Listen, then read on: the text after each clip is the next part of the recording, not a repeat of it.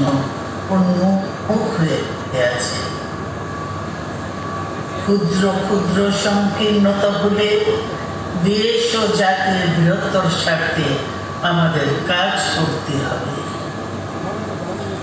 এখনো ফ্যাসিস্টদের দোসররা এবং বাংলাদেশের শত্রুরা গণ অভ্যুত্থানের মাধ্যমে প্রাপ্ত অর্জনকে নস্যাৎ করার জন্য গভীর চক্রান্তে লিপ্ত রয়েছে। ইস্পাত কঠিন ঐক্যের মাধ্যমে জনগণকে সঙ্গে নিয়ে এবং চক্রান্তকে ব্যর্থ করে দিতে হবে।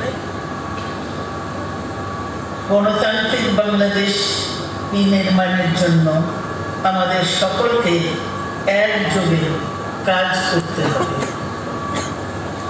আসুন আমরা আগামী দিনগুলোতে